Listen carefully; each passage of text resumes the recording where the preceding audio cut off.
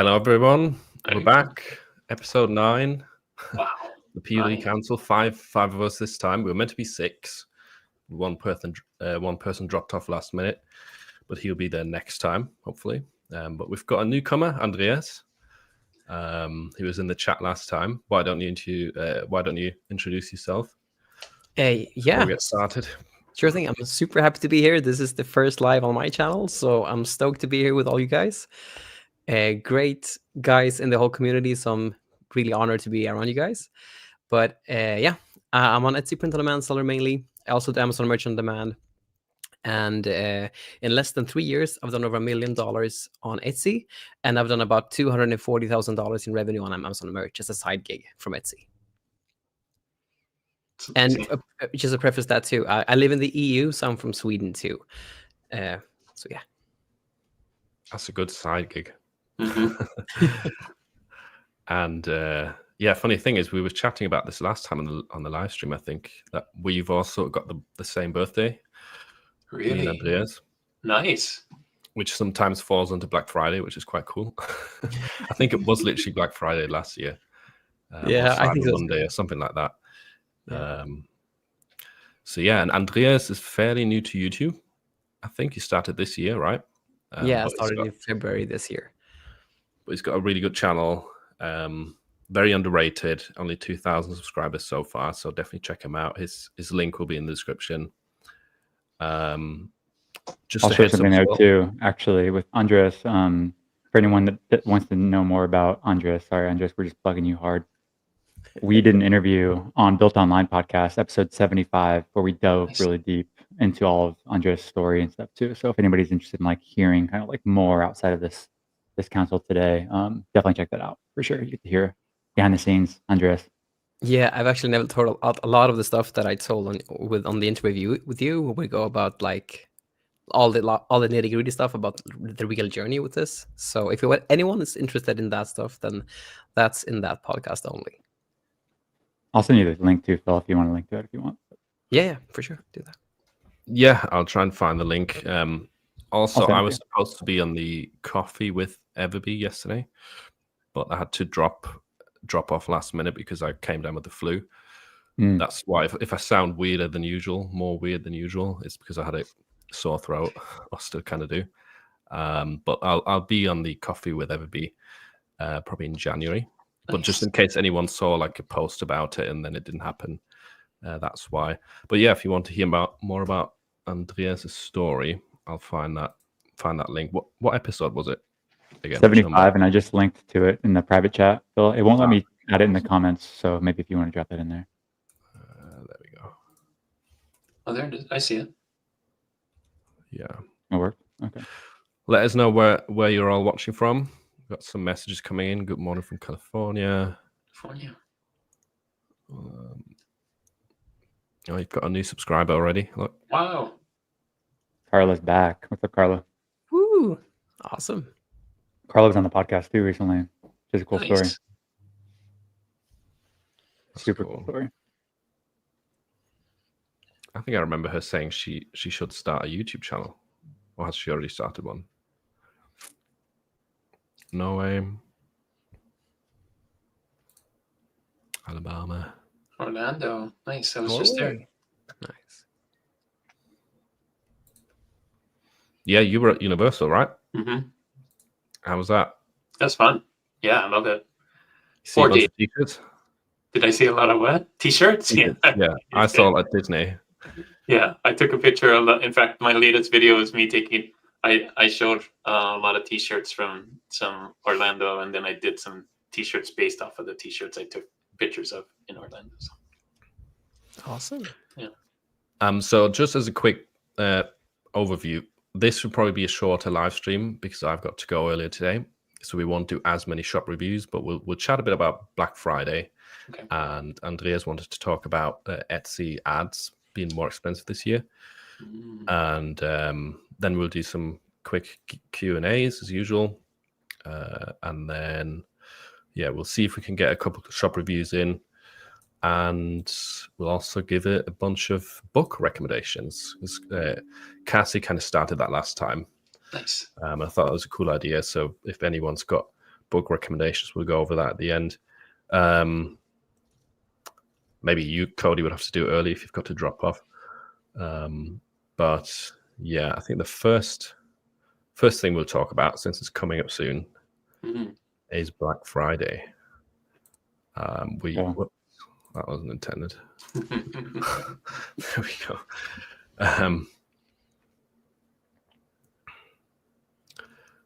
So, has anyone got any specific tips of how to drive more sales on Black Friday? It could be Amazon merch, it could be for Etsy, Shopify. It doesn't really matter the platform. Yeah. I'll share. Go ahead, Jenna, if you want to go first. No, you first. Okay. Black Friday. Well, we all know that that's where everybody's ready to spend money. They've given themselves permission to spend money in their head. Their families giving them permission to spend money. So just understand that it will usually it should 2x, 3x, sometimes 4x the volume, not necessarily of your shop, but just overall spending in the world is going to happen like this. So big opportunity. It doesn't equal always that for you and your shop. It just depends on how well you execute. And so I would say email marketing is massive when it comes to like Black Friday and Cyber Monday and all that stuff, which you kind of clump all into the same thing. And no emails. There's no such thing as too many emails to your customers, to your users in the Black Friday, and to your audience during the Black Friday season. Like they're expecting your email. They want more of your emails. You need to remind them again, and you need to remind them again and again and again and again, all the way up until the last minute of the Black Friday sale. So just be super. It's your one time you really, really get permission to be aggressive in email marketing. So highly recommend to do that.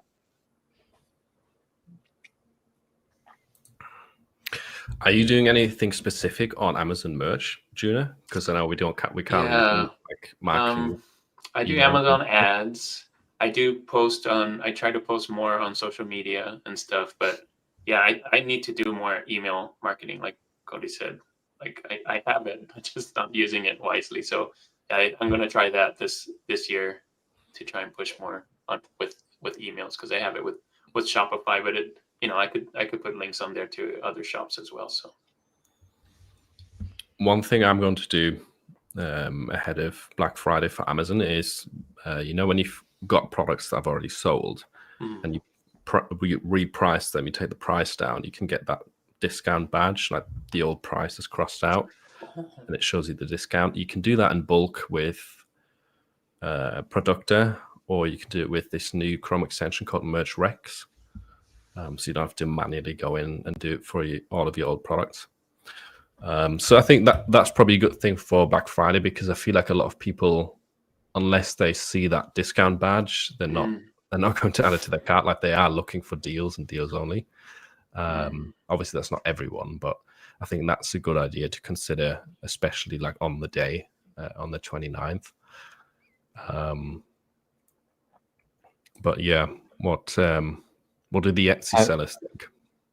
So I'll just echo Cody, and we're pretty aggressive as far as what we do. But an email starting on Friday, and those will go out every day till Monday. So reminding them every day.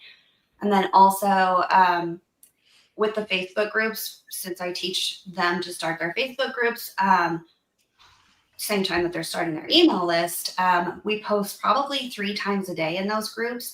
And what I will do is since you can only assign everybody one time, I'll have all of the moderators take turns, so that way everybody who has their notifications on are getting multiple reminders. Because having done this now 5 years in a row, there is always someone at the end who's just like, I missed the sale. You only put one post out, or you only did one email. So now it's just like, Cody's right. It's not overkill. So just make sure you have them all scheduled. We have them all scheduled and ready to go out. And then I will say with Etsy too, a big thing that we've tested is not to just do like the sale from Friday ending on Monday. We start ours every 24 hours so that it's counting down each day, because it makes them be like, oh, I'm not going to just hold out till the end of Monday. So we start it. Wow. So those are my biggest tips. That's really cool. Awesome. So on my end, like I've done a big Black Friday prep this year. So I actually put all of my listings at break-even pricing. And just to preface that, break-even pricing is basically $2 to $4 gross margin. But I put that at the beginning of October, since I noticed that I started to lose some rank. And from October until the November 17th, I basically had all my listings at that margin. I usually gross about 30 to 40%, but now it was just $2 to $4. And this is only to increase rank to the listings themselves. So it's a bit too, it's probably a bit too late now to do it this year. But a big Black Friday tip that I would certainly recommend is like way beforehand, putting all of the listings at a break-even price to garner more rank, so that when the Black Friday rush hits, you can just get you're on the top of the search pages. Because on Etsy, in my experience at least, everything has been about rank. And so yeah, that'd be my biggest tip for Black Friday. Awesome tip. Good Yeah, I tip. completely agree. I'll say one more thing too. For if you're in a situation where you don't want to necessarily lose money, or maybe you can't afford to lose money on every product, but you still want to participate in Black Friday, and there's another way to position your products to where you don't have to actually just make $1, $2 profit. Like, it's not all about just discounting what your current products are. You can like kind of build an offer. And it's really common for Black Friday and like these big holiday pushes, is you can actually just stack other products into one product and then discount the entire total volume of the total price of that product or the bundle of products, and then sell that price. That way it gives a very big high perceived value to the buyer. It makes them feel like they're getting a deal, and you also get what you want, which is like you want a higher average order value or higher dollar amount of profit. And like everybody wins in that situation. And that's the way that I would look at all things, but especially with Black Friday. It's not all about just you getting a sale, them getting a deal. It's about like, how do you create a win and a win and a win? Like, for everybody, everybody's happy here. Like, you made money, they got a great deal, and you can rinse and repeat this. So that's the way I kind of view stuff like this. Mm-hmm. Like a big bundle offer in a sense, where you've got multiple products in one listing. Yeah, very fun when it has digital products. I know Bailey can speak to that more, but digital products are very easy to bundle versus print on demand. I know it's a little bit trickier, but the idea is like add value to the people. Bundling is super like, it's such a great thing with digital products, and it's not really, it hasn't really been explored in print on demand on Etsy at least. So that's a huge way that you could basically stand out from the competition and make some really good value propositions to the market, for sure. What about, I wonder what you guys think about this. What about offering something as a bonus to your Black Friday bundle that's only available during Black Friday? Like, it's an additional thing that people get for free, but they only get this during Black Friday. So it's like almost like a scarcity thing of, if I don't buy during the Black Friday sale, I can't buy this afterwards. Like, it's gone. Yeah. So you're nodding, Cody. Yeah, I mean, I totally, like, we never know what's going to hit. My only concern would be, it's not a bad thing. It's more just like, my only thought is like, are you only going to run it on Etsy for like 7 days? And then, so like, it's work to do it. And so therefore it's almost like, I liked it if you bundle it, if you kind of do that strategy with email marketing, because you're not competing with, and it's worth it. And you can kind of like keep that offer. But it still makes sense to do it, to try it. If somebody has bandwidth, then they should for sure try it. I love bonuses just in general. Like, bonuses are awesome in general. And that's what I'm saying, is like, it's not only for Black Friday. It's like, why don't we always give a bonus when you purchase this pet parent sweatshirt saying like happy dad cat or something?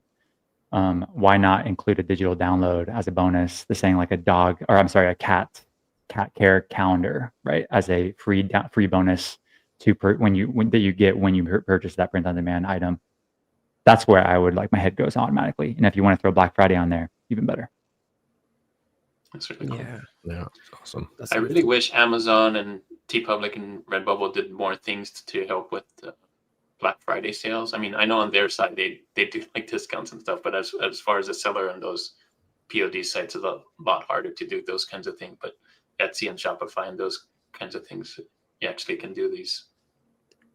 What's being talked about. So Carla mentioned, she said you can also offer tiered discounts. Yeah, encourage higher spending by offering bigger discounts for larger purchases. Yep, easy wins for sure. We overlook stuff like this, but like, yeah, it's right. That's like textbook stuff. We should for sure do that.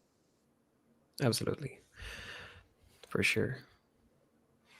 Yeah, a lot of these things are so cool. not really possible on Amazon and TeePublic and that stuff, unfortunately. But if you've got your own store, this is definitely awesome. Yeah, or Etsy, of course.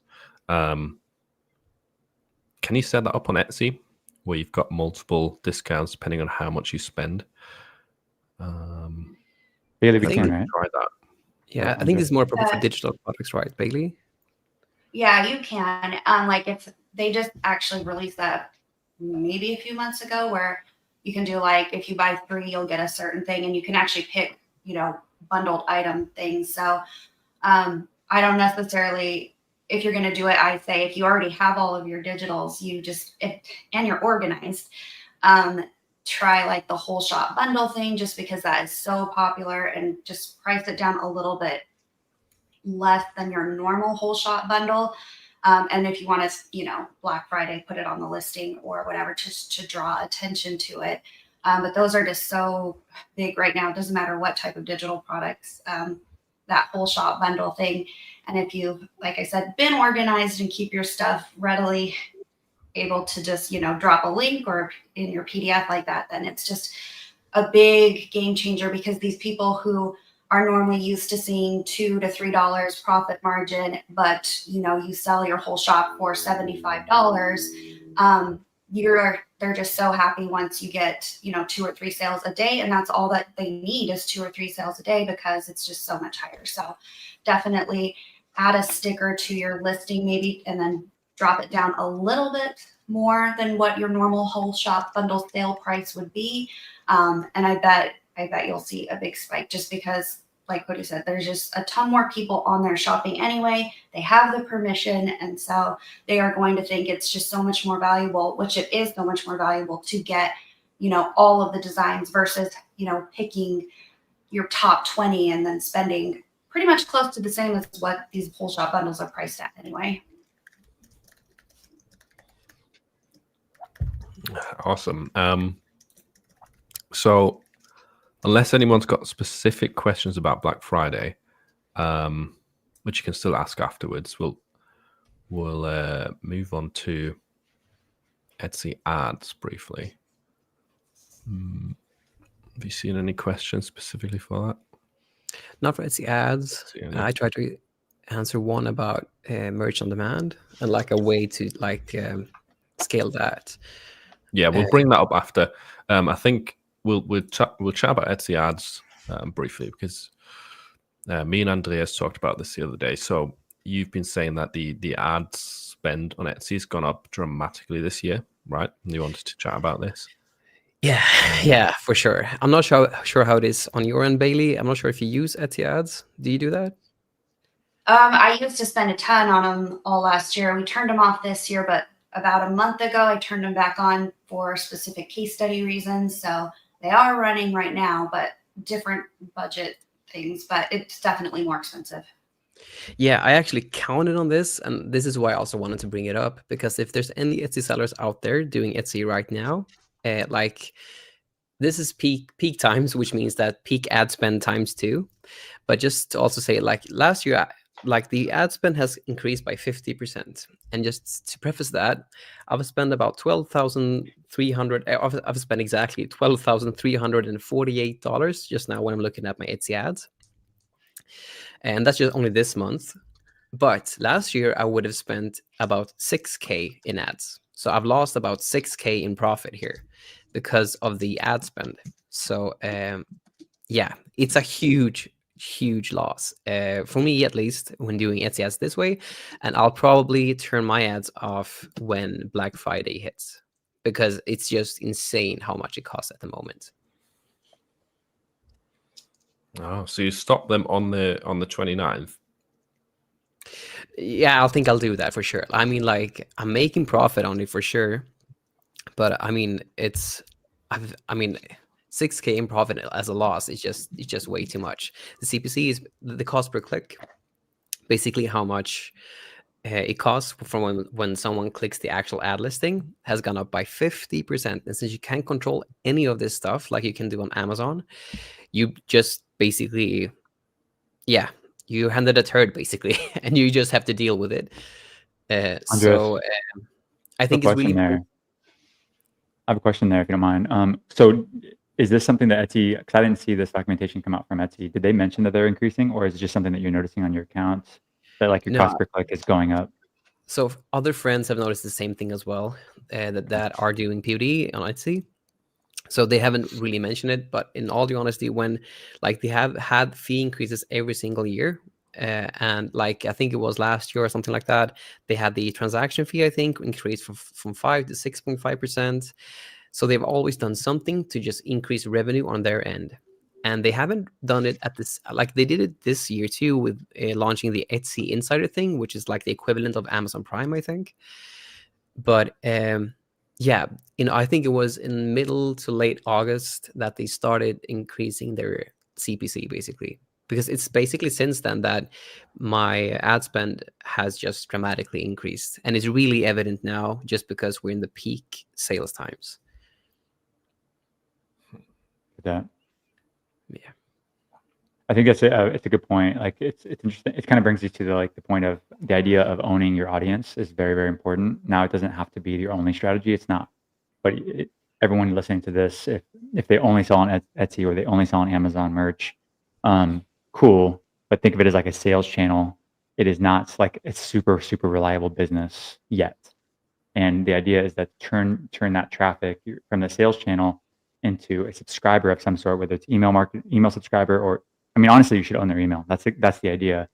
And you need to be able to capture that email so that way you're not so reliant on Etsy ads. So if Etsy ads increases by 50%, let's say next year again, your business isn't dead. Like you can always send email marketing. You can do other things as well. So everyone should be thinking about this as the idea is to use these sales channels to build my audience, which builds my business.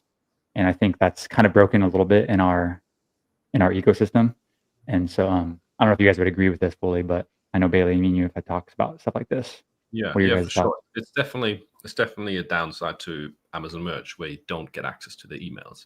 But Amazon merch has got many advantages over running a Shopify store, for example. But a massive downside is that you don't have access to the customers. That's a big deal. So yeah, it's definitely something worth considering. Like if you already have a lot of designs and you know what you're doing with POD, especially trying to look down the route of capturing customers, or whether you have an Etsy shop and you can capture some emails there, or whether you want to open a Shopify store and try that out, I think it's definitely worth it. Me and June are actually started to do that with Chris Heckman behind the scenes. He's helping us out with that. But yeah, I definitely agree. The kind of email list aspect missing on Amazon merch, it's kind of a plan B thing to fall back on that you don't have with that platform, right? And with Etsy, yeah, which means that you just need to don't stop Amazon. I wouldn't say to anybody stop Amazon merch or stop Etsy just because you don't get the email list from the buyer. It's more just or the email from the buyer. It's just also consider you need to be having this engine running to build your email list in the background. So that way you get 100 emails, 200 emails, 1,000 emails, 10,000 emails. Eventually, you send 10,000 emails, you can create $10,000 in a matter of a day sometimes. So email list is very powerful. And then when you go to sell that business, you actually have assets to sell that business if you want to sell one day. So and also just to add on what Cody's saying too, on Etsy, if you have a big shop there and it's not going the way you want to, because Etsy made some recent changes, because this is basically the downside with both Amazon merch and with Etsy, there's always another person that kind of controls you a bit, because they can just say, on the Amazon, they can just decrease the royalties and then you're making less money. On Etsy, just like they did now, they can increase their ad spend, they can increase their fees. But the good thing with Etsy is that you can actually download the data from Etsy and plug that into a Shopify shop and then get like you can use the information there, apply it to a Shopify shop, and then in theory, at least, I haven't done this myself, but you should be able to have your whole Etsy shop, but on Shopify with the equivalent images, reviews for the listing, and so forth. Because diversification in and of itself is just so important in this whole line of business. Because if one thing falls, like for instance for me, I do YouTube now, that's one income source. But if that one falls, I have Etsy. If Etsy falls, I have Amazon merch. But being able to have a couple ones that you just draw some money from each and every month, it's just a super powerful thing to stay stable, in my opinion. Yeah. I noticed that in COVID, Amazon just stopped. And I was like, man, if it was just, if all I had was Amazon, and I had a 9-to-5 at that time, but if all my thing was just Amazon and Amazon just stopped, and I made zero on 1 month, because it wasn't selling at all. So that was kind of scary. So yeah, definitely. Yeah. For those of you who don't know what June is talking about, this was it April 2020? I think it was April. They closed the American facilities that print the shirts to help with, I think they were trying to help delivery of like medicine or whatever, and then it was crazy. It's literally everyone's sales went to zero for the entire month. No sales at all. Yeah. In the US. So if you didn't have a backup, you have no income basically. And that's the idea. Like everyone needs to be building their own brand. Like at the end of the day, you need to be building your own store at some point. Like you don't need to do it right away. If you're like brand new, don't do it. But like get your feet wet and just like kind of be thinking about, okay, how am I going to position this into a niche brand or a niche store of some sort where I can own my audience and control my own destiny? That's what it's about. Like, what are we all chasing? Freedom. We all want freedom. We all want freedom of optionality. We want freedom of time, freedom of finances, freedom of hang out with whoever we want, and freedom from some platform saying you're suspended. Like, fuck. Cuss on here. Like it can happen in a second. And so the idea is that always trying to position yourself to where you have more leverage in the market and you have more freedom. That's the way I view it. Totally agree. Yeah, I agree with that 100%. With just like one caveat to that, I'm a big Hormozy fan, and he says one up to like 7 figures or at minimum like 6 figures. It's one platform, one avatar, one product. So I think it's the way that we can apply that thinking to Etsy, which I really resonate with, is that you can master the art of POD if you just focus on one thing. Because Amazon merch is really different from Etsy, for instance, and Shopify is really different from Etsy. But if you do all three at the same time, it's really hard to get the fundamentals from one platform set. But if you only focus on one, then you can learn the principles and the fundamentals that you can then apply to Shopify. And once you hit like the bracket that you want to see, at least this is how I think about it. When I hit the brackets that I want to see and the goals that I want to achieve, then I can diversify. But it's really important to do that once you're at a point where it's overflowing, so to speak, with the orders that you're getting. Yeah, don't spread yourself too thin when you're starting out, I would say. Yeah. Big mistake I see with newcomers to this business is either they start on too many platforms right away, or they get too many tools right away, and they have like 10 subscriptions to tools that they don't know how to use. Yeah. Or they watch too many channels straight away and get like different information from different people. And I understand it. I'm not saying that that's, that's a bad thing necessarily. I get where you're coming from. You're trying to learn as much as quickly, or trying to get as many tools that can help you out as quickly as possible. But if you're focusing on a small amount of things, trying to, hone in on those and get really good at those first, is going to help you out way better in the long run. Like trying to go, what's that saying? Never mind. I forgot the saying. Yeah. I think the idea is to maybe go wide with your information at first, but then eventually you need to go deep. Like you need to go really deep into a specific platform, to a specific skill set, to a specific niche, and like obsess over that thing for like as long as it takes in order for you to be like, wow, I'm like really, really good at this. And I can now I can kind of pick my head up and say, I'm going to go over here now and I'm going to do the same thing except it's going to give me more leverage. But I think you're right. Like, it takes a lot of self-awareness to understand when that time is. Not doing it at the beginning is very, very important, because you'll give up. It's just, we've all done it. We've all done it. We've all started like a ton of drop shipping stores at one time, and like a bunch of stuff at different times. Like, we've all had these experiences. We've all tried things that failed for sure many times, or got distracted by stuff that didn't end up working out. It's very natural.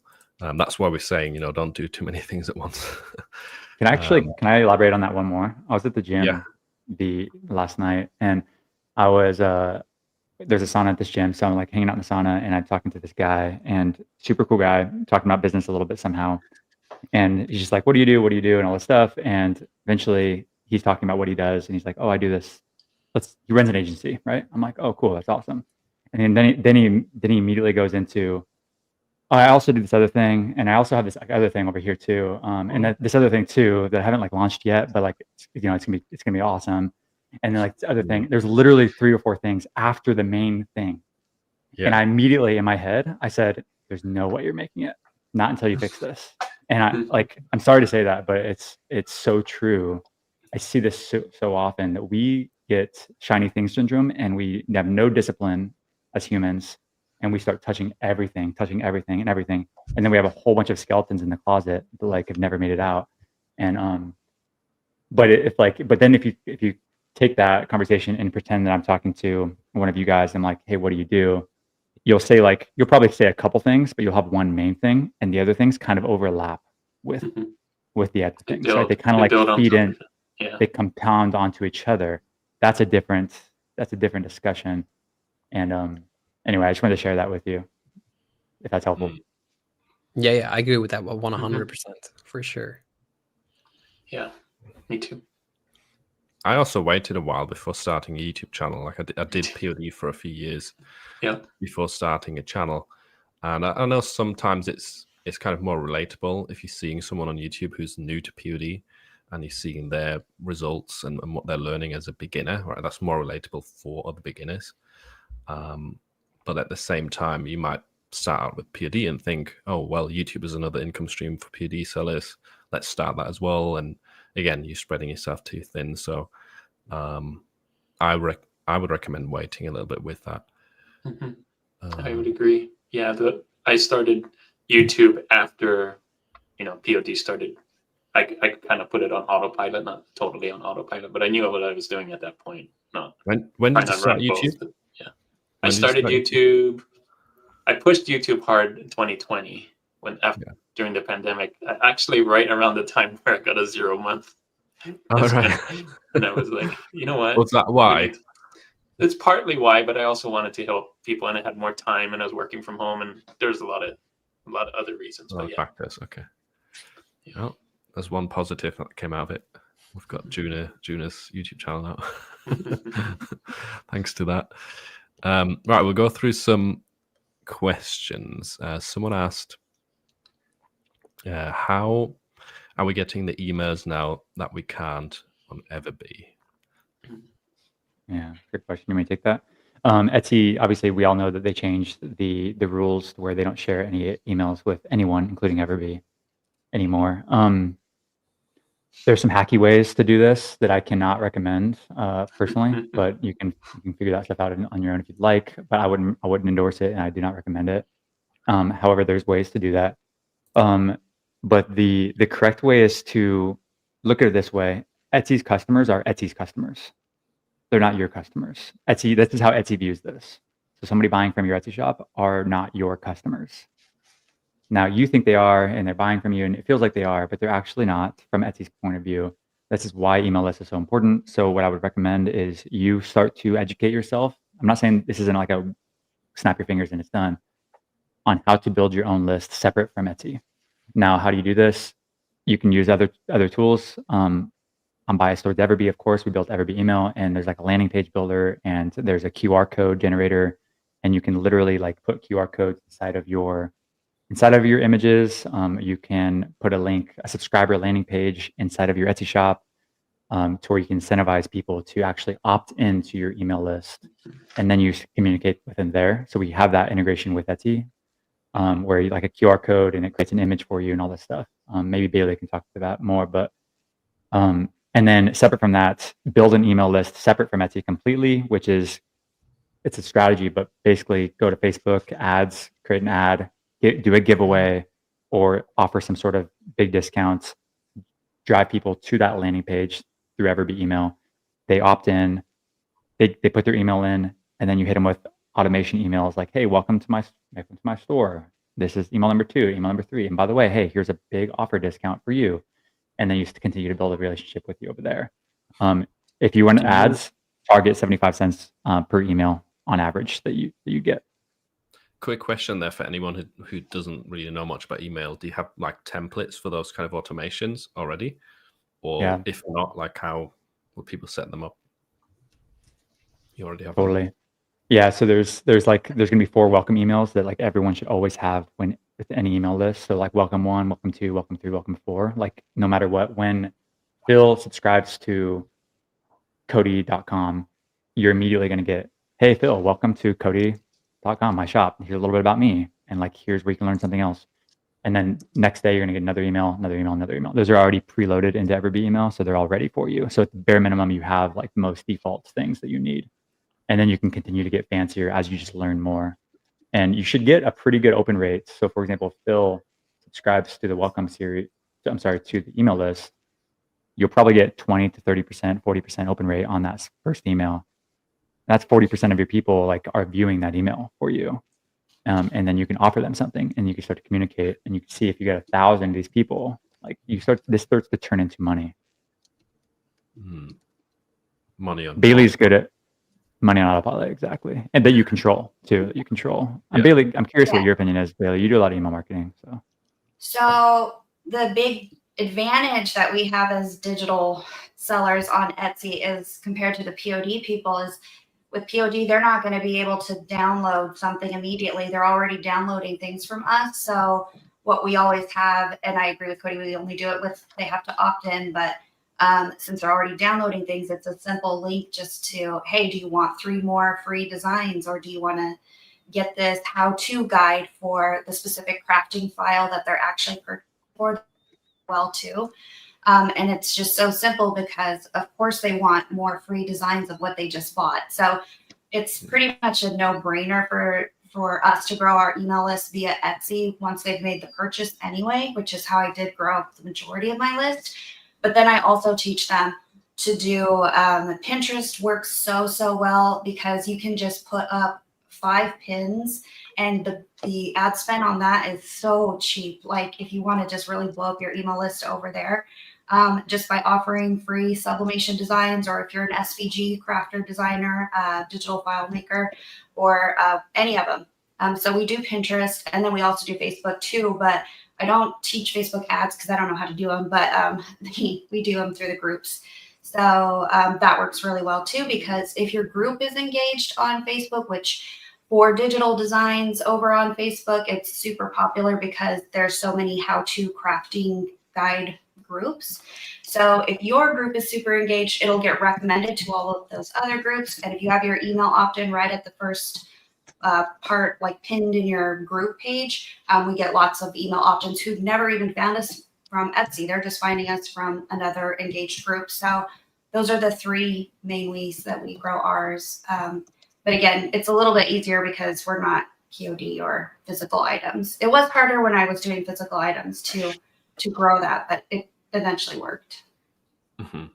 Interesting. Yeah, I never thought about that. What about, I know you've got to leave early, Cody. When does your Black Friday sales start for EverBee? Ooh, it's already started pretty much now. It hasn't quite opened yet, but like everybody can like opt in to that link. Do you actually already have that link live, Phil, or do you want me to get that to you? Black Friday, you could like get into it, and that way you make sure you know when it actually hits. I'll have a quick look. I've got a list of the Black Friday deals. I think I've got a link. I should know that too off the top of my head. I wasn't ready for that. If you've got a specific link, I probably don't have it. Okay, I'll send it to you. So it's meant to go live today, basically. And what is your Black Friday offer, just for people that are watching that are interested in it? Oh, it's It's a super discounted rate on what, like our annual plan. So essentially, if you're committed to your e-commerce business, you're committed to changing your life this year and next 2025, then and you're already planning on buying EverBee, this is the chance to actually, you should just buy it because I think it's 50% off actually the entire year. And so if you're really committed, you're going to need EverBee, or you're going to need other tools for a year, right? It takes longer than just 1 month to change your business, change your life. So it just gives you access for the entire year for a huge discount. I think I heard it's $120 for a year or something like that. Correct. Yeah. Over 50%. Yep. And it's usually over 200. Yeah, it's definitely $239 for the year for the growth plan. Yeah. So you should have everything there. Wow. And that ends on Black Friday on the 29th. Man, you're testing me. I don't know the dates. You should know it. I know. No, I should. it's fine. But yeah. All right, let's get back. But yeah, get it. If you're considering EverBee, I mean, just take advantage of us and take advantage of the deal. Like, I mean, you don't have to. Like, if you don't feel like you want to buy it, I never try to push anyone to do anything. It's just if you're already planning on it. Yeah, I mean, I literally asked you. You didn't even bring this up. I knew you had a sale. I just didn't know when it starts. Then we've got some more questions right here. This one's for Andreas, I think. Why would you turn off a profitable ad? That doesn't make sense from an economics perspective. So for me, it's basically because the CPC is doubled on Etsy, and I can't control like on just a preface, like on Amazon Merch. If my ROAS is too high, I can increase the bids to basically get more sales and find the sweet spot of my ROAS. And if the ROAS is too low, I can lower the bid to ensure that I hit the target ROAS I want to.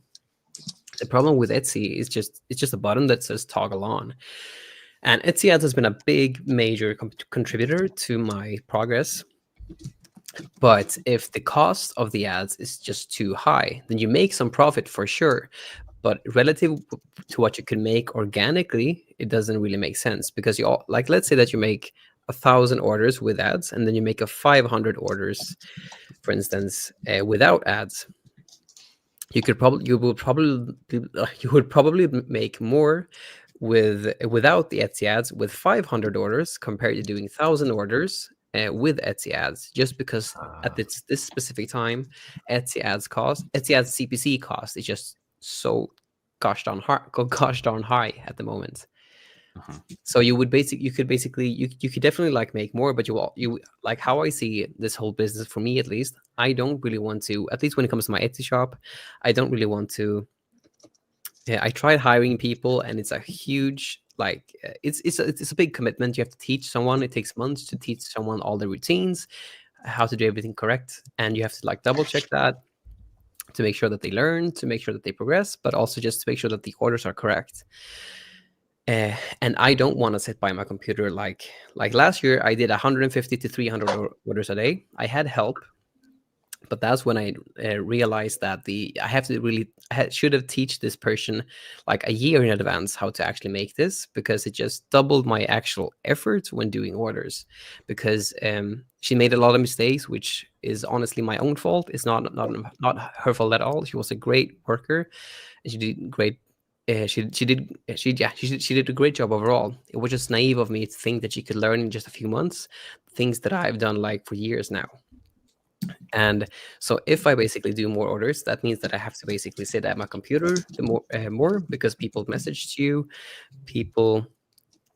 You also get custom orders as well, right? Like exactly, custom orders. But even if you don't do custom orders, at a certain point, you kind of notice that there's always stuff to do. Like people want to cancel when they make an order.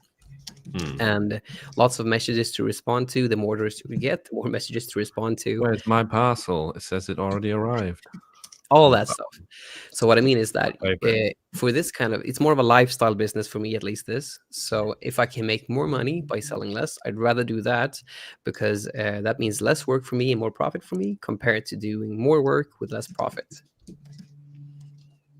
A long-winded answer, but I hope that answered your question. If not, please let me know in the chat, and I'll do better. Have you ever tried any tools to track your ad spend? Because I know Hannah Gardner, for example, she's got a tool now that's meant to make it easier to figure out if your ads are profitable. Maybe that's something worth for you trying out because you do spend a lot. Yeah, I've heard of her, like Profit Tree, I think it's called, right? Mm-hmm. I've heard of it, but I've not tried it, and mainly because I just figured, like with any, Cody can probably attest to this better than me. But with when you make a software, like I've grown up with a lot of people that do software and stuff like that. Usually, you release something called an MVP, a minimum viable product, so something that basically works to find some customers to see if the demand is there. But usually there are like a lot of kinks with software like that, and they for a year usually.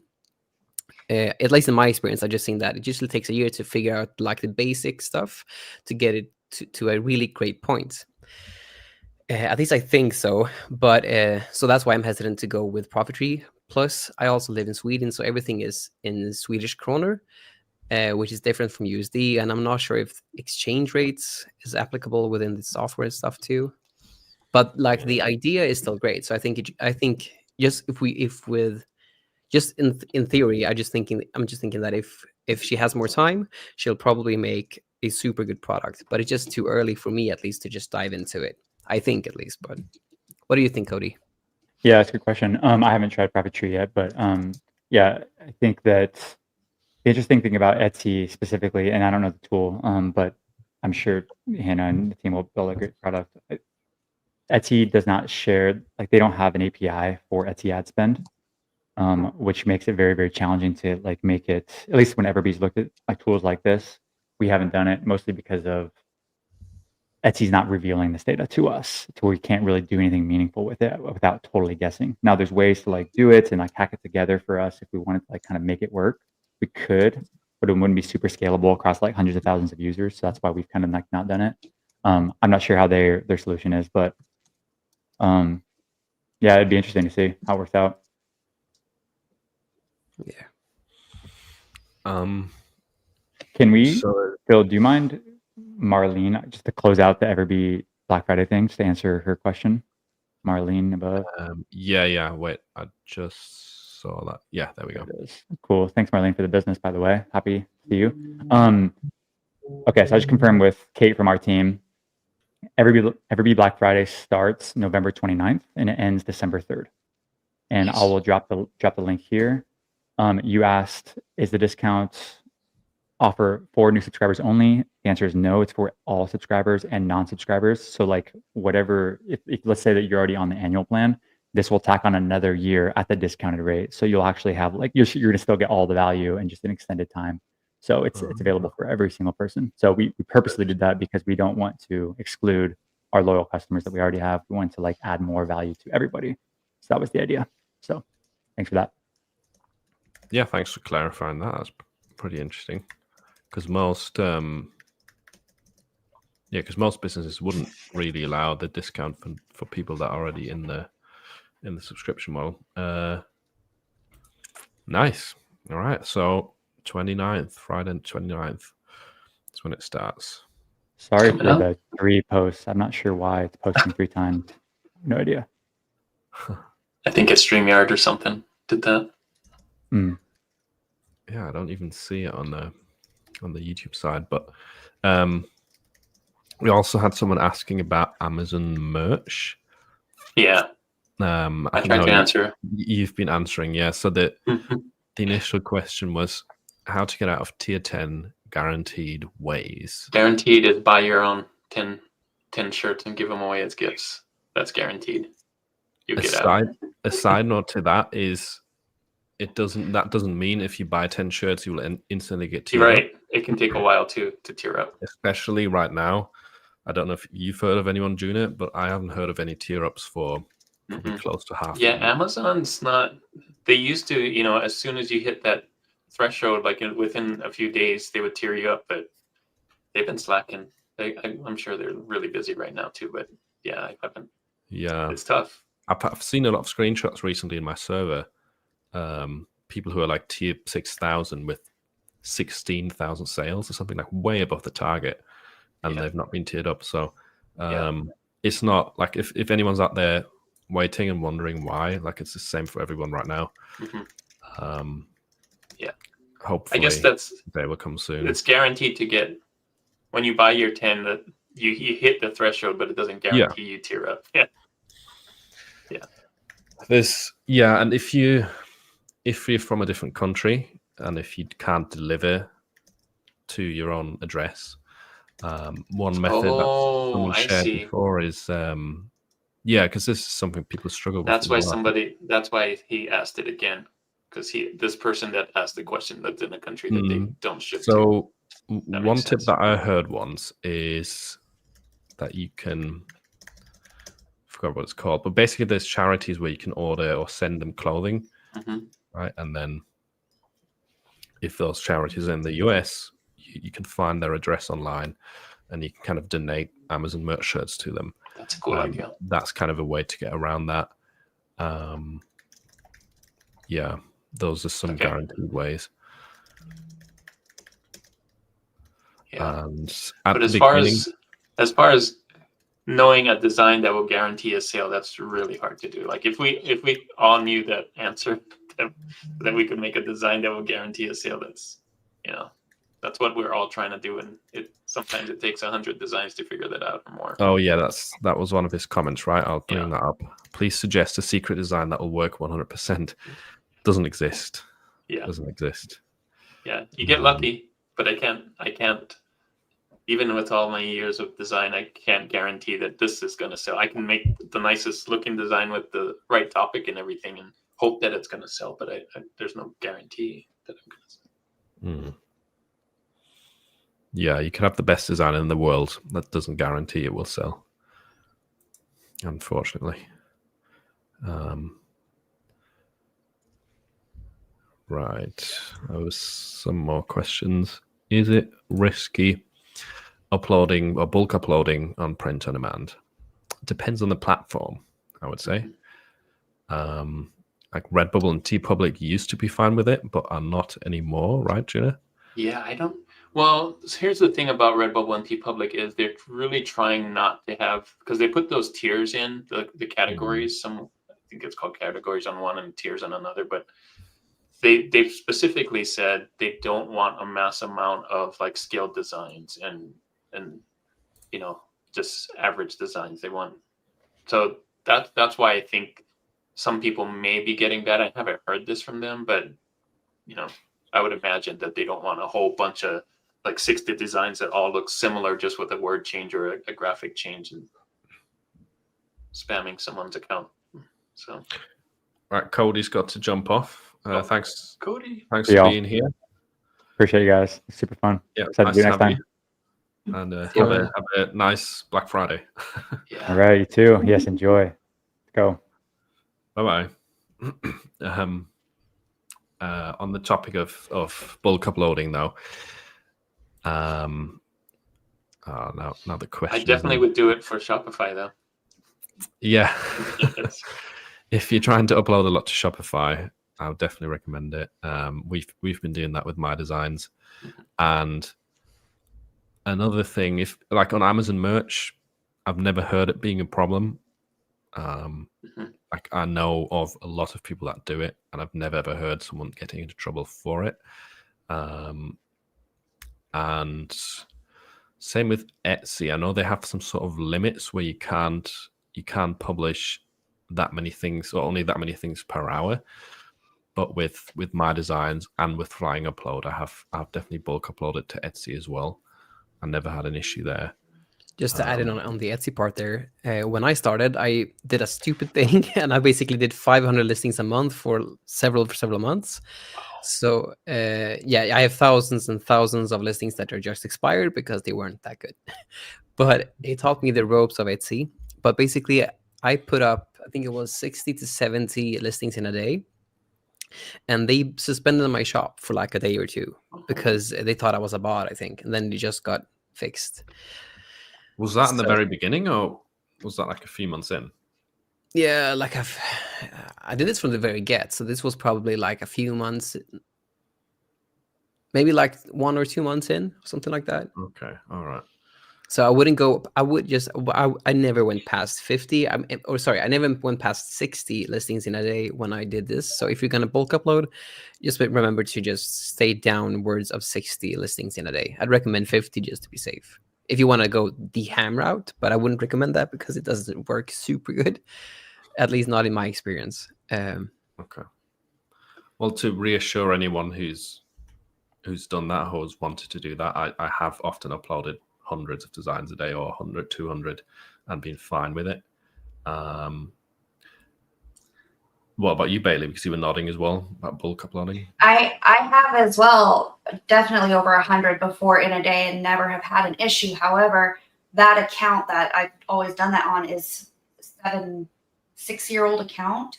So I would Maybe, assume a new account trying to do that might flag something. Yeah, that's a good point. It probably was that. Could be part of it. Yeah. That makes sense. I would also caution, I know both of us, Philip and I, talk about AI, but I would also caution not to just run AI designs and just bulk upload those. Those designs still need to look like t-shirt designs, right? You can't just have AI crank out a bunch of designs and throw it up there. It's not just about quantity, it's about quality too. So yeah, for sure. Don't just put 100 designs that will never sell and hope that you're going to get a sale, because that's not a good strategy.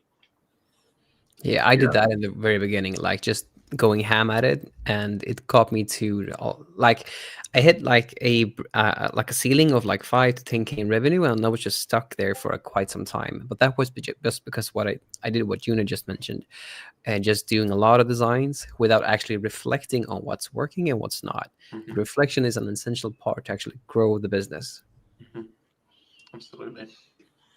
Yeah, and that's one of those aspects of print on demand that you can't have as a beginner, I think, and people don't realize. It's like once you've done it for a year or two and you've really stuck to it, that's when things can become easier, because you get a lot of feedback as to which designs that you've uploaded haven't sold and which ones have sold, and you just do more of this and less of that, and that becomes easier and easier with time.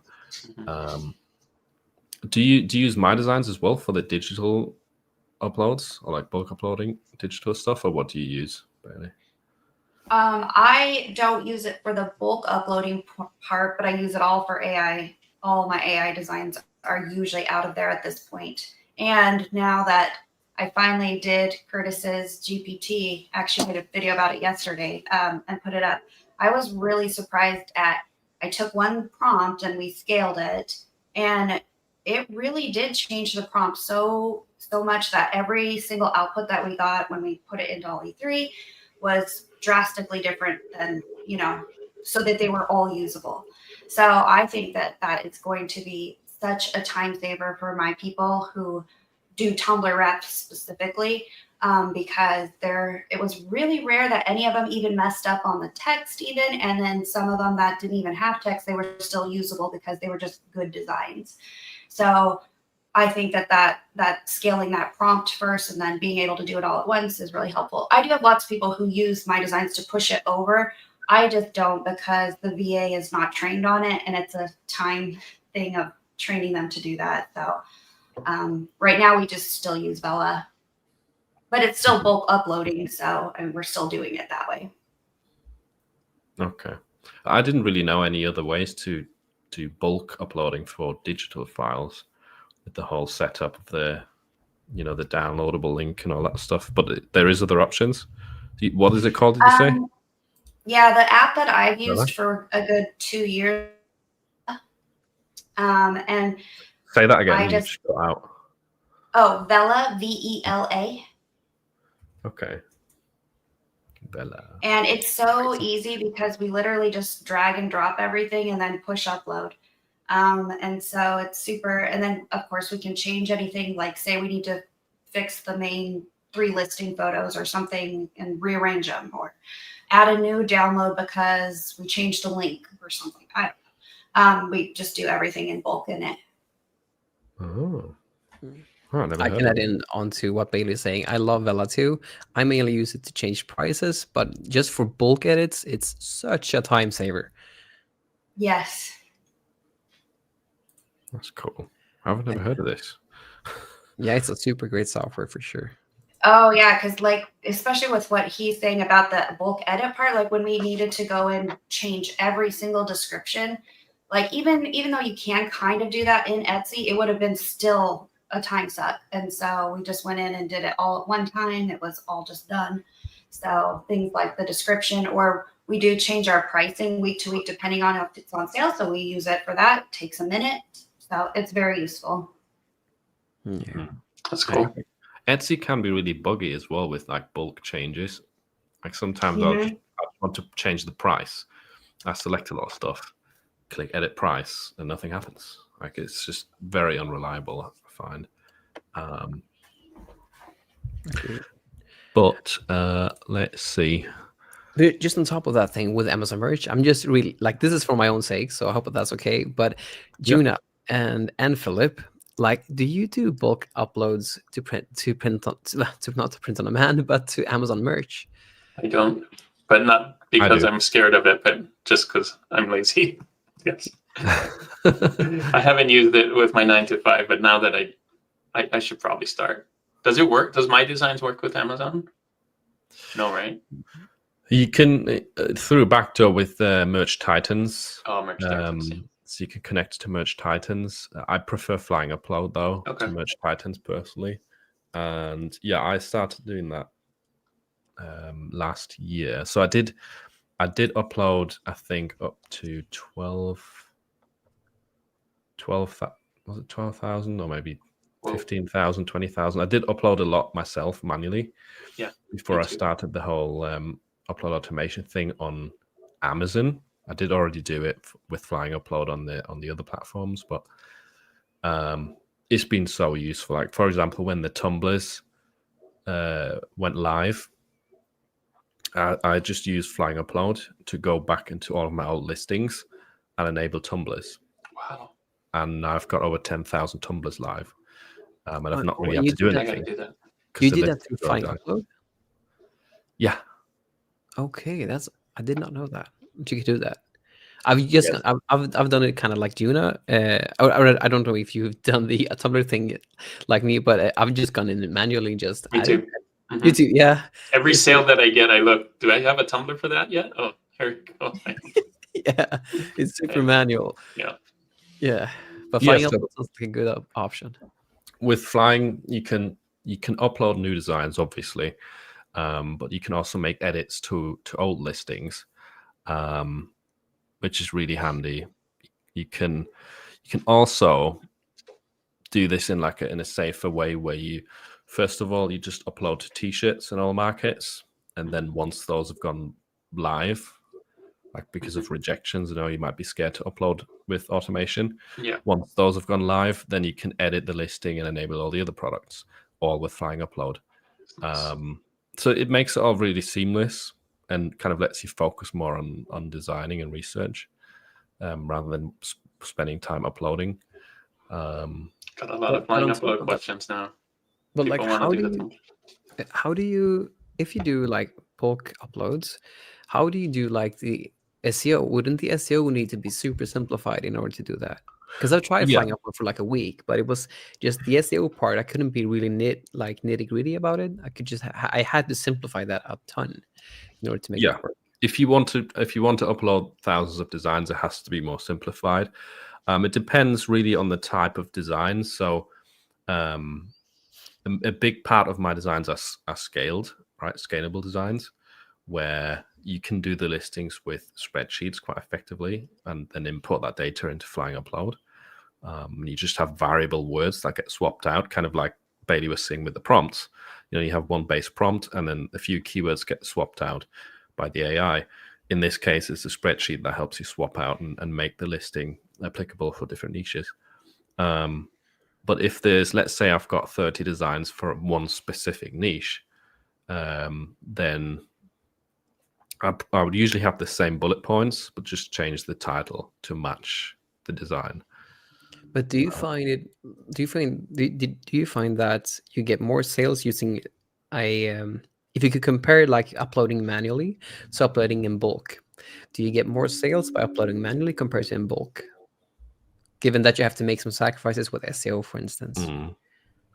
No, for sure. Like the scalable designs, they don't have as high of a potential to sell than if you sat down and you focused more on each listing individually, and you created, specific designs for a niche. That's definitely a like a trade-off.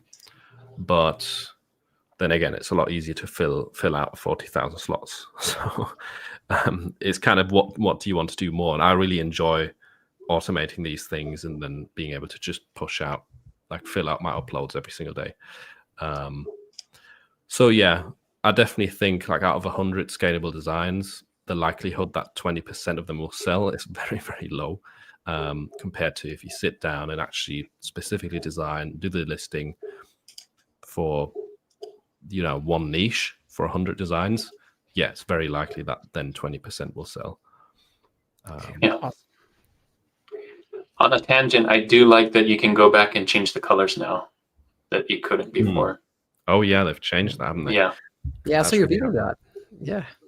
Which is really nice because sometimes I have black by default and then I had black text on a black shirt. And I'm like, oh man, and then that's the main color that shows because that's what Amazon does. And like, oh, that was a waste.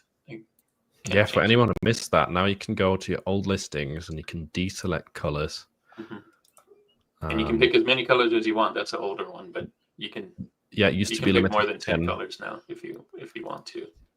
Yeah, I saw that Juna made a super good video about this, if I'm not incorrect, where he just goes through how to do this stuff with changing colors and everything like that. So that's on Juna's channel. Oh, thanks, man. One thing though with the new colors that's kind of annoying. I think they usually show up as the primary in the thumbnail. I'm not sure about that. I could be wrong, but Productor usually tells you which of the colors will be shown in the thumbnail. Whenever I select like the new pink or the new green or whatever, that's interesting. They always show before black even, and wow. I'd rather not. Me too. Rather it be black. But yeah, we're super excited about the fact that you can deselect colors on Amazon Merch, even though that's like the most basic function. I really hope the next change is I can select my primary color because that'd be cool if you can you can do that. Let's start a petition. Yeah. I think that's always been so weird with Amazon that you have like if you have black, it's automatically black. Yeah. Even though if it's like I know that the I think it's called slate, like the grayish color. That one looks super good with some designs, but you can't like choose that stuff, which is weird.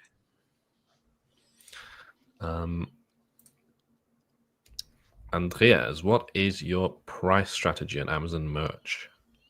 So I tried a lot of strategies overall with Amazon Merch, but the only thing that really worked was doing what I did on Etsy on Amazon. So when I do, for instance, when I list something, I list everything at a 0 royalty. And this is paired with my Etsy ad strategy too, but I list them at a 0 royalty until they hit 10 sales. 10 sales. Wow. And when they are in the, so this has to be paired with an Etsy ad strategy if you're in tier 1000. If you're not in tier 1000, and like me, like you live abroad from the US and you only sell to the US, that's my only market that I focus on Amazon Merch, then just listing everything at a break-even price will definitely like increase volume of sales.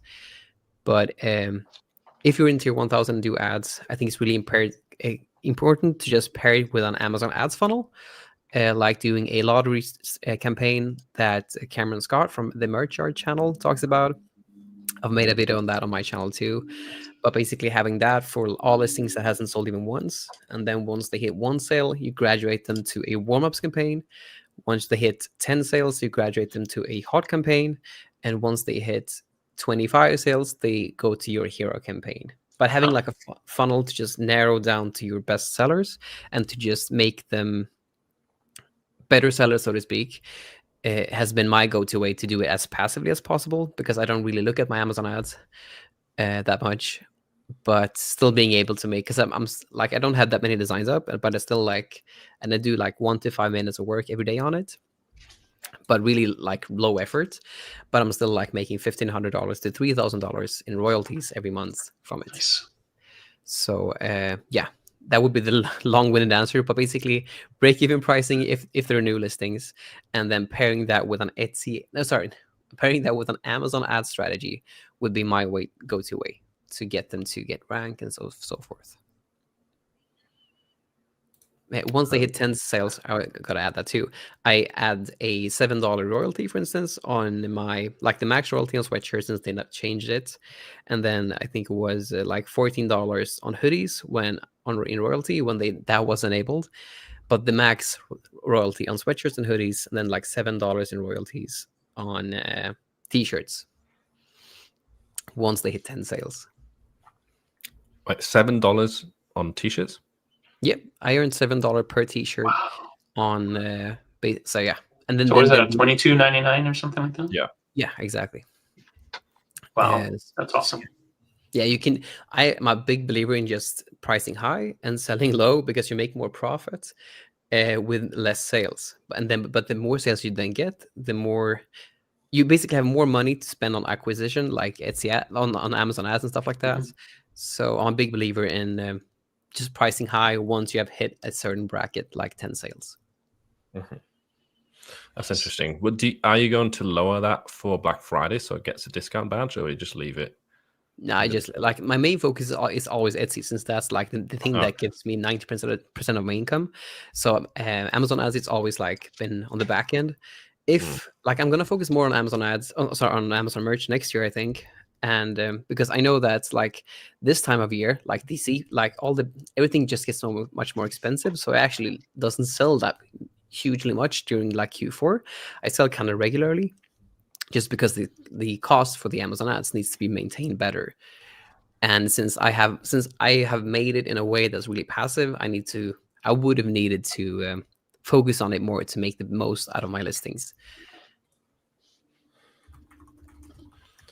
I just saw a bunch of questions about the tumblers and flying upload.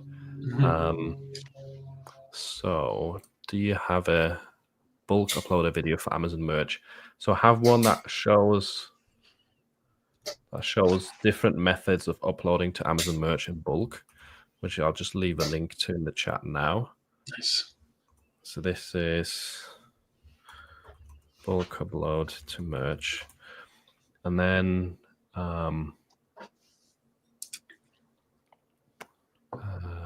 there was another one follow-up right here. On Tumbler, did flying upload duplicate the image and all that? The two sides. Yeah. And when y'all are doing new listings, do you do tumblers with them or separate so it has its own brand? So I haven't really done many like individual or separate Tumbler listings. I would still do it in one. And yes, flying upload does duplicate the image onto the other side. That's nice. You don't have to do any of the resizing yourself. It just takes your t-shirt design and puts it on both sides. And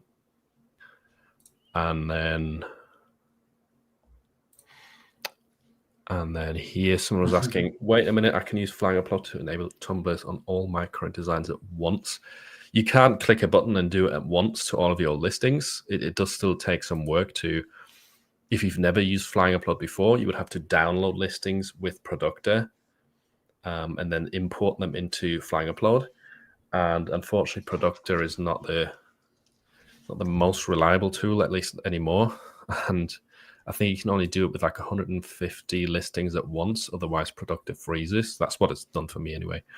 But it's a case of downloading the listings from Productor, importing into flying upload, just enabling tumblers in flying upload, which you can do in bulk to all listings, and then you hit upload, and that's it. Wow. It's pretty slick. And I've got a video on this as well. I'll just put in the chat for anyone who didn't see it. Yeah, I'm gonna need that link too. I gotta try that. So this one right here is flying upload tumblers, and flying upload, by the way, started their sale today. Yeah, I think they started a Black Friday sale today. Nice. Right, we go. I think that's all the Tumbler questions done. I'm not seeing that many. Well, I don't have 10,000 tumblers. Are you seeing Tumbler sales right now with Q4? I've only seen a handful. It's not like going crazy, but yeah. I mean, considering it's 10,000 tumblers, it's not crazy sales yet. But compared to all the other product types, like your tote bags, phone cases, right? Tumblers are doing way better for me than those. I think I'm about to get. I'm about to pass 200. Wow. 200 Tumbler sales. Nice. Which just doesn't sound fantastic considering the amount of products, but I've not really done much work. I've just let Flying upload and them. Yeah, that's pretty good. And most of them are very, very brand new listings. So I'm hoping that with time, they will become my second best-selling product if it carries on like this. Wow. Right, what else have we got?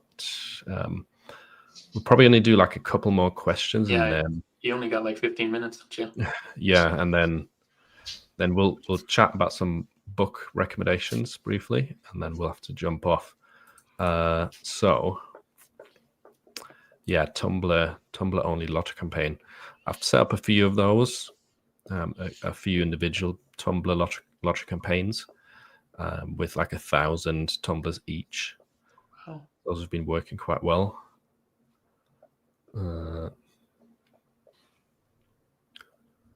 Oh, here's an interesting one for you, Andreas. Would a $7 t-shirt profit after 10 sales work for children designs as well? For sure. So I'm even thinking of increasing to a bigger, because I've seen that like brands like Disney and stuff like that are using like $24.99 for their shirts. So I think you can even bump $22.99 to $24 at maximum.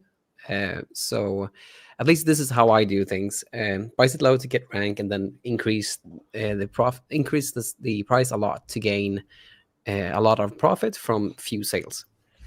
But yeah, as I mentioned, like in the comment, I believe a lot in simplicity. I want to do it's the same thing for everything to make my life easy. So I do all designs, even if there are kids designs, I do the same thing. Once they hit 10 sales, I add the profit that I want from the shirt, so to speak. Actually, one of my best sellers is aimed at kids, mostly sales for kids, and it's priced at $22.99. Nice. I have found though that in the UK, kids designs do better at a lower price. Whenever I used to price them to $19.99, which isn't possible anymore, but whenever I used to do that, they would stop selling. Like people, I think, are used to cheaper kids clothing in the UK because there's no tax on kids clothing here, and therefore a lot of it is very cheap. Yeah, the highest you can go in the UK is $16.99, isn't it? For the t-shirts? $17.49. Yeah, but I've been setting most of mine at $16.99 now. Oh, that's probably why, because I have the 99 cents, so you can't go $17.99. Yeah, it's really weird. It's $17.49 in the UK. It's $19.99 in Germany, and then it's $19.49 in Italy, France, and Spain. Like $19.49. What sort of max is that? I know. That's wild. And yeah, meanwhile in the US and Japan, you can still do whatever price you want, almost. Right. Another quick Amazon question: is there a faster way to write descriptions for each design? Do any of you know a way there rather than doing it one at a time? Is that possible, do you think? One at a time. I mean, if you have scaled designs, you could reuse the description, but if they're all different designs, I don't. Yeah, if they're true, like individual designs, yes, you could technically do it with AI. Yeah. But it's not going to be a very SEO optimized listing in that case. At least in my opinion, the AIs are not good enough yet to give you like a good listing. They'll use a lot of filler words and not a lot of like related keywords, usually, especially for Amazon merch listings. I've not found one that does a good job. Like the My Designs one, I think does a good job for the keywords and the titles. Like it actually looks like Etsy listings in a lot of cases. This is probably not going to be based on search volume, but at least it has a decent structure. Whereas the ones that I've seen for Amazon merch, yeah, usually they're not the greatest, in my opinion. But yeah, scalable designs are fairly easy to do, like a fast subscription description for. Yeah, for sure. Or do you know any tools that can do it for Amazon merch, like in bulk? No. Okay. All right. Favorite business books or business related. If anyone's got any recommendations, I can guess yours, Andreas. Why don't you start off? You already kind of gave a teaser before, I guess. Yeah, sure. So a big one for me. There are several ones in different categories, but for this type of stuff with POD, and especially Etsy, I'd recommend $100 Million Offers from Alex Hormozi. Yeah, I read that book back to back 4 times and implemented almost everything that he talked about into my Etsy store, and that basically really improved my shop. So, but it can be hard to grasp the concepts, but that book contains so much value. So, yeah, that's the one for me when it comes to business. What about $100 million leads? It's good, but it's a bit more like when it comes to POD, like all we do on Etsy is mainly the offer. And on Amazon Merch, we can incorporate some of that concept of the offer, but Amazon controls the gist of it, since we can't control like a lot of stuff with Amazon Merch. With leads is super good too. But for this type of business, I think $100 Million Offers applies a bit more applicable. Yeah, makes sense for sure. What about you, Juno? I just finished reading the Feel Good Productivity by Ali Abdaal, which was really good.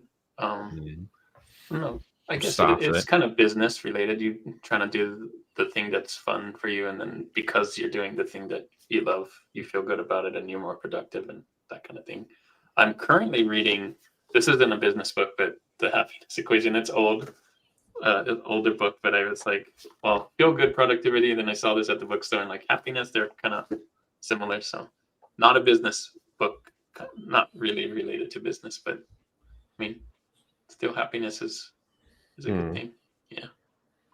Yeah, I think the productivity one by Ali is probably a good one, because it is quite a big part of succeeding with any business, really, like being productive.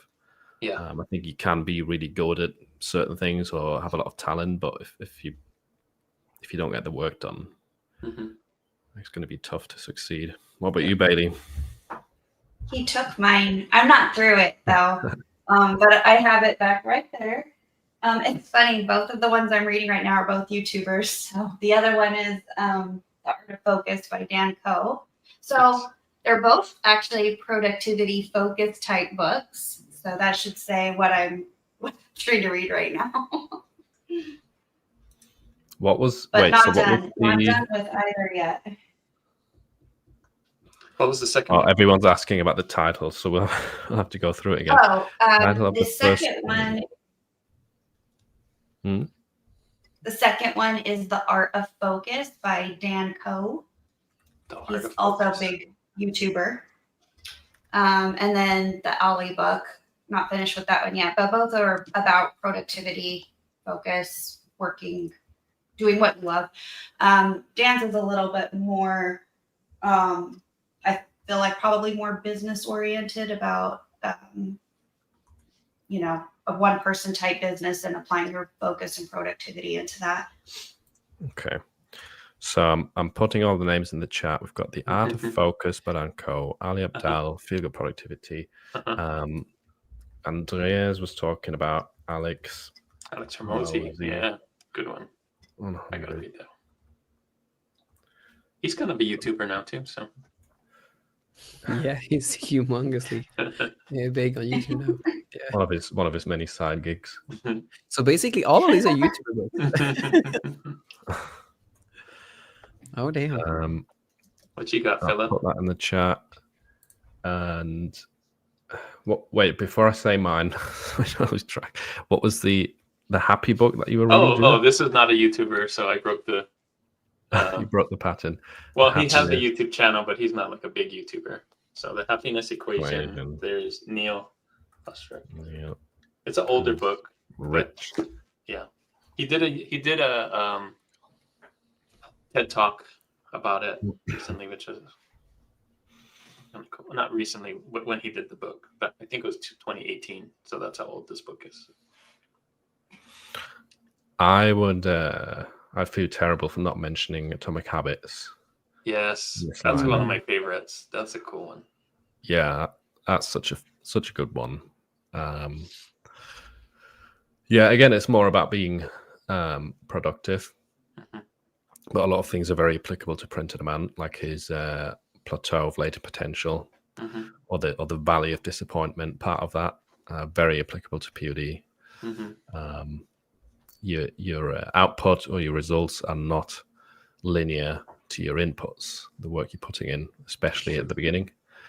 Yeah, Atomic Habits really good for anyone who's starting out, who's struggling with like putting in the work but not really seeing the results, not really seeing sales yet, or if you're struggling with being productive. Yeah, I agree with that 100% for sure. And trying to be more productive, like what does it take to build a habit to make it very actionable? Yeah, a lot of actionable advice. Like the relationship you have with your environment, how that actually affects productivity. That is a big thing in that book, I think. Plus how he talks about systems as well. That made a huge impact on me. Which is why I have a notepad and a calendar like right on my desk, so I can write those things down and make sure I keep a good habit and all of that. So. Nice.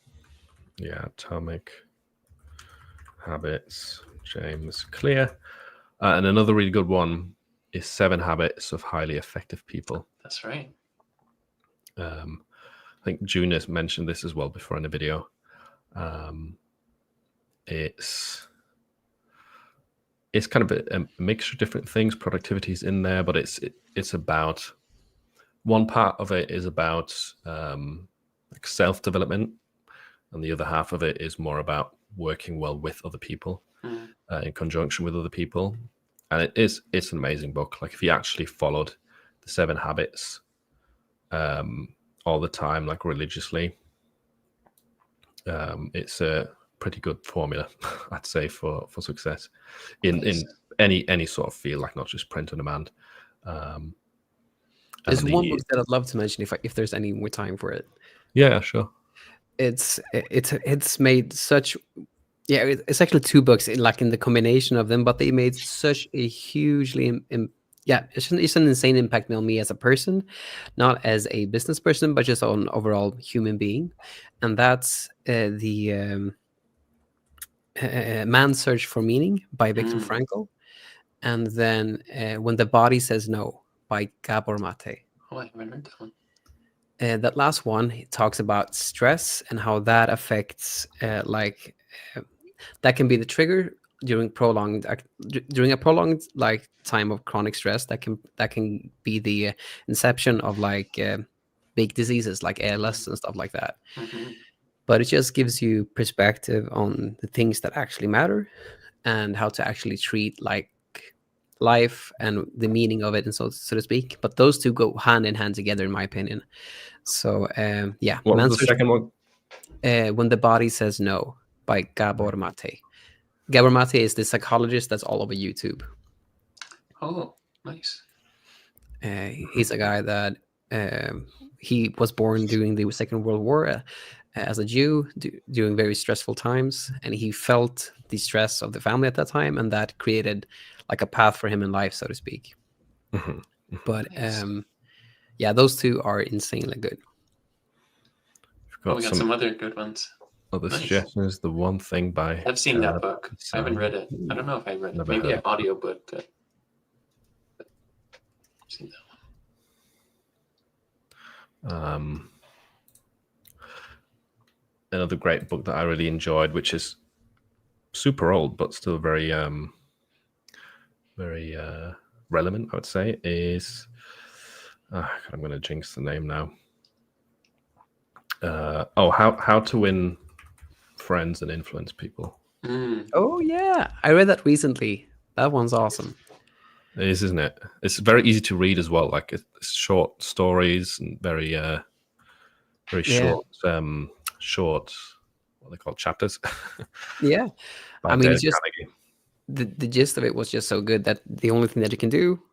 No, maybe I'm mixing this up with. I think it's like some Carnegie guy. Dale Carnegie. There is, yeah, it is. He's got a lot of books, so maybe you're just thinking Is of a it this different one? one. How to like influence people or something like that by him? How to win friends and influence people. Yeah, okay, then it's that one that I heard. The gist of that is just that you can just give positive stuff. I thought that was so good. You can only like influence people by giving positive feedback, so to speak. There's like a ton of different rules in it. Not rules, but like a ton of different points and advice points. I ended up listening to it again on Audible after reading it because I enjoyed it so much. Yeah, I think I read it on my flight like 30 to principles. Japan, I think. He posted a list of the books. Hoping these books have audio versions. Yes. Yeah, most of them do. I prefer listening as well, to be honest, because I'm a very slow reader. But you do take them in a lot better if you're reading, I'd say. Yeah. I only do Audible myself, so all my books that I mentioned are audiobooks. We've just I've been putting all the names in the chat, so if you scroll up a little bit, there's a list of all the books that we mentioned pretty much. I'll try and copy it and post it on my group and stuff too, just for everybody. And the how to win friends and influence people, it's not even necessarily like just for people who want to get friends. It's a lot about, you know, how to interact with people effectively in any kind of situation. How to not be a dick. Post a list on your channel. There's the title for your new book. Yeah. Actually, it's a good idea. Post a list on your channel, like maybe like a free download of like book recommendations. I've never seen that, but that might be something to add. I was just going to put it in either a post on my my Facebook group and also a post on the community post for YouTube. You could do that. And you could add like an Amazon tracking link for 1% commission. Oh, I didn't even think about that. I was just going to give it for free, but now that you mention, it's not really worth the effort anymore though, because you literally get like 1 cent per sale. But yeah, that concludes the live stream for today. Nice. Thanks to everyone who joined. This is cool. I wonder if some of you will get these books. Maybe there'll be Black Friday deal as well. Oh yeah. Yeah, report well, back I definitely to us. got more books to read now for the beginning of the year. So. Report back to us if you try any of them. Maybe find Do a them. book club. The shop review. Oh yeah, shop reviews. We don't really have time for, and there was also not many submissions. So we'll do more next time. I'm sorry about that, but yeah, just resubmit your shops. The people that did it this time, resubmit them next week. So yeah, thanks a lot for watching.